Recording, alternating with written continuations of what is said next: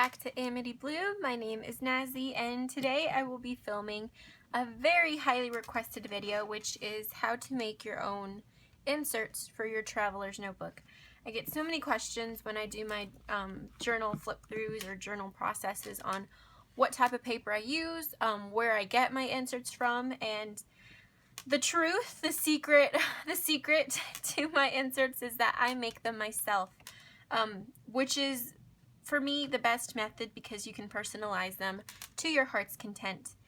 So these are just a couple that I have made. I make them in standard size, personal, and pocket. Today I will be focusing on the pocket size because I want to change the this insert in my pocket size traveler's notebook in my Mr. Darcy, and I use this same method for all of my inserts, except sometimes I switch up the paper type that I use on the inside.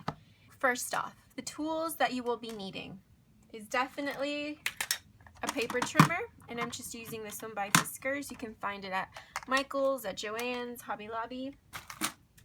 Second thing you will be needing is paper.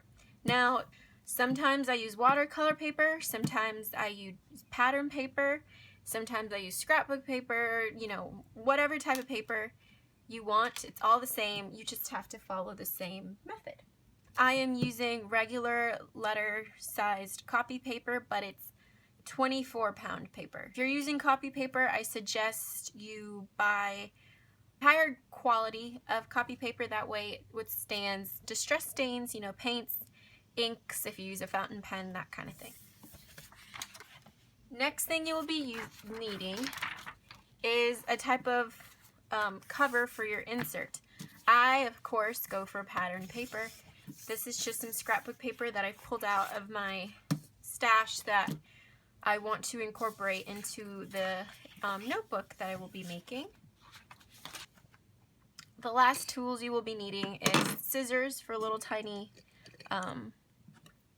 incisions. This is an awl, or an owl, I don't know how to say it. I got it from eBay for like 99 cents. This is if you want to thread, if you want to do a needle stitched bound notebook. So you need this, needles, and just some thread, which I do not have it with me right now. But you can also use a stapler. I would recommend a long reach stapler. I have one, but this is just on my desk just to show you.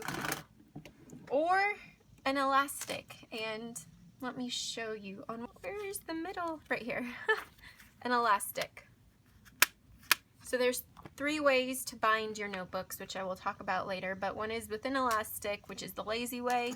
Another is the needle stitched way, which is a lot more complicated, but in my opinion gives the best results. And then the third is just plain stapled. Alright, so step 1 is to know your measurements. That's probably the most important thing when making your own inserts, is you need to know your measurements, or else your notebooks will turn out very wonky and you will be very frustrated, trust me. But for today I'm doing a pocket-sized insert, and the measurements for a pocket-sized is 3.5 by 5.5. So I will have all the dimensions for the standard, personal, and pocket listed down below.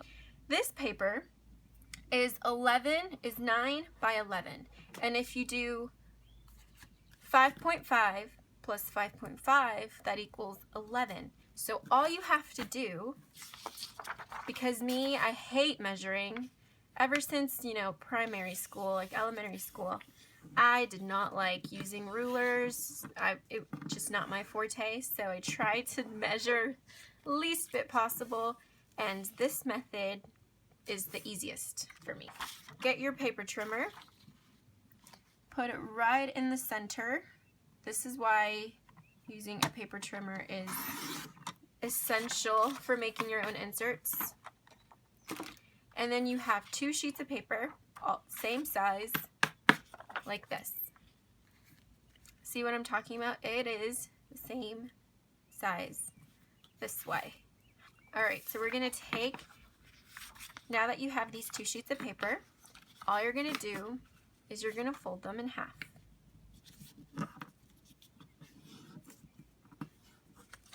And there you go.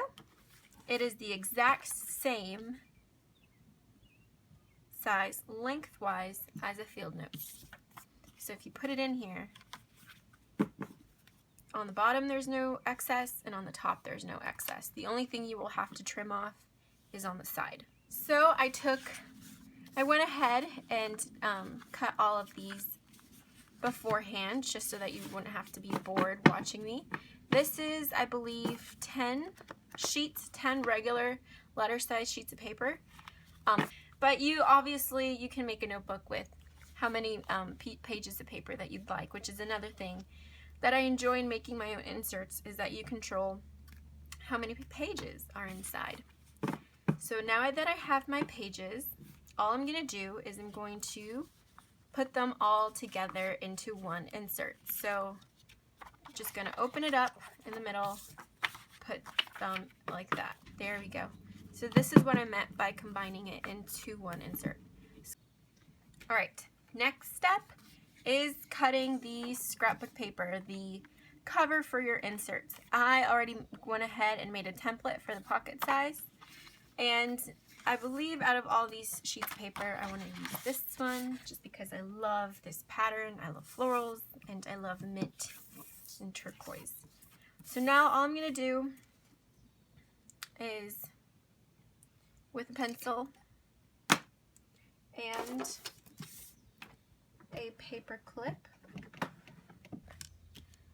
and you can tell how much I dislike measuring because I made a stencil, or not a stencil, a template, so that I don't have to measure every single time. So that's one side, and then you just do the same thing to the other side. And then I do leave like maybe that much, I don't know if you can see, like a millimeter, probably a millimeter of excess. Like I add a little millimeter and then I trace again, because I want to take into account the spine of the book, and that takes up about a millimeter, so that your book isn't shorter than 3.5 by 3.5. Okay, and that should be 7 inches across. So it's 7 inches across and then 5.5 inches tall. So now I'm just going to cut it. Alright, so I just went ahead and cut my piece of scrapbook paper, and all I'm going to do now is just going to fold it. Right, so now we have a field note size cover, same size as a field note size notebook. All you're going to do is open it up, grab your insert that you want to use, your insert pages, put it on the inside. Next thing, I just take a binder clip,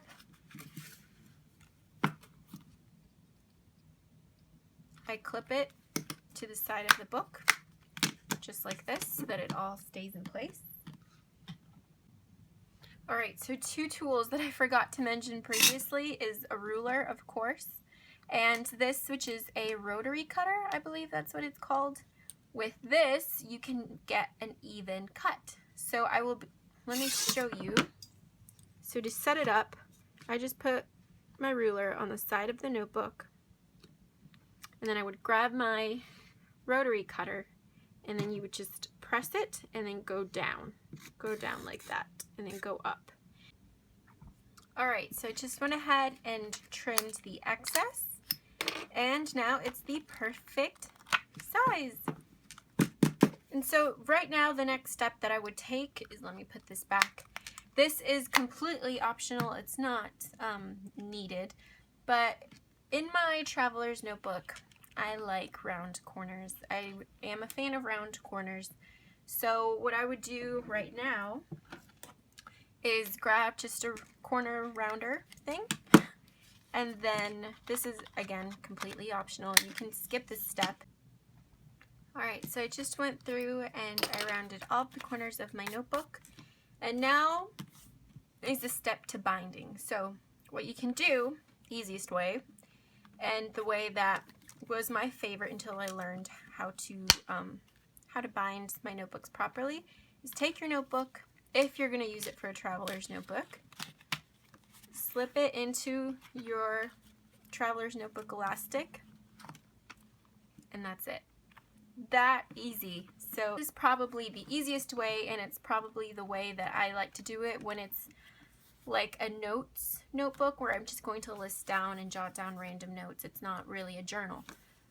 But if you're going to make a journal, I highly suggest for you to bind it, because you're going to be taking it in and out, and then you're going to archive it and look back through it, and you don't want it to just fall apart like that. So I like to bind them with thread. So what I like to do is take a book, any kind of book, open it up into the middle, take your insert, put the spine into the middle spine of your book, and then you can take your pencil and a ruler and you can measure it exactly. If you really want it to be perfect, you can measure exactly where to punch your holes. I'm not into that. As I told you before, I'm pretty free-flowing with it, and I don't like measuring. Now we're going to take our owl. I'm just going to say owl. It's probably not correct. I'm going to call it an owl. And then you're just going to stick it right, you got to stand up for that. Stick it right in there. There you go. That easy. And then on the back. So, next step is, of course, grabbing a needle and a thread and threading it through. I'm not going to show that because to me it's just boring, and there's a lot of videos online on how to bind a book. So I'm going to go ahead and stitch it and then come back. Alright, so I just finished stitching my notebook. It's super easy. I will link below the tutorial where I learned how to stitch my notebooks. But there it is. This can be a journal, this can be a bullet journal, it can be a planner, it can be whatever. You can print out like grid-sized papers, you can print them out on your computer and then trim them down, and you can make your own planner. So the possibilities are endless. If you did want to make this your journal, I mean, you could even decorate it. Not that I'm going to, but you know, you can add little paper scraps and make something cute, you know? I mean, I would just like do something like that and then put like a label. Just, you know, have fun with it. That's what I love about making your own inserts. You can add pockets on the inside, and it's just so much fun. But anyway, so I hope you guys enjoyed. I hope this answered all of your questions that many of you asked on how I made my inserts. Please, if you have any more questions, leave them down below and I will answer them, because, you know, my intention is to help you guys with your journaling process, and a big part of that process is having an insert to journal in. I hope you guys enjoyed. Please let me know if this was helpful in any way. Ask your questions, and I hope you guys have a really great day filled with peace and love. Bye-bye. Alright, so now let me take this notebook and put this notebook in.